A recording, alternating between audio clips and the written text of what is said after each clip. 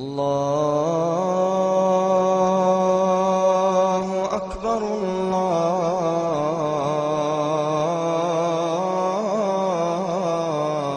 الله أكبر. Comme chaque semaine, des jeunes gens viennent ici se convertir, une vingtaine par mois en moyenne.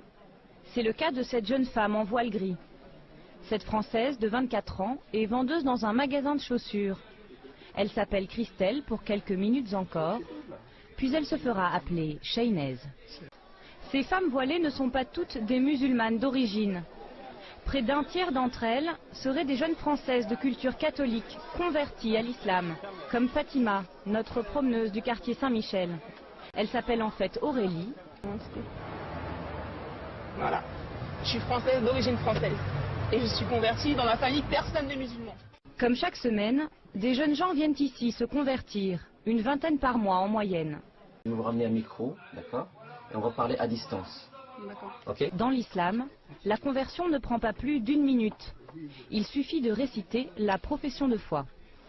Ashhadu Ashhadu an la Allah ilaha ilaha illallah illallah wa ashhadu ashhadu anna anna Muhammadan Muhammadan Rasulullah.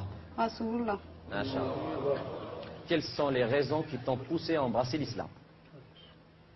Donc en fait, depuis toute petite, j'ai toujours cru en Dieu, mais n'ayant pas d'éducation religieuse à la maison, Oui.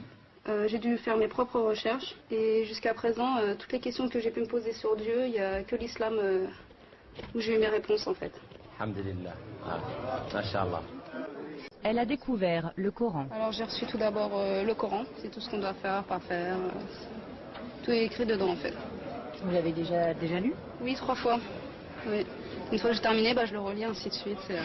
Je vais même vous dire une chose, vous êtes mieux que moi. Parce que vous venez de rentrer dans l'islam, tous vos péchés sont pardonnés. C'est comme si vous venez de naître. C'est comme si vous venez de naître.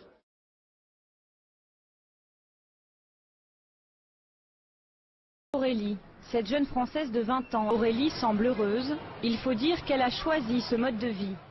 Interdire quelqu'un de s'habiller comme il veut, interdire quelqu'un de rester chaste et de se préserver, c'est aussi barbare que ce que disent les gens qui disent que nous, on nous oblige et que notre voile fait du mal, alors qu'il fait du mal à personne.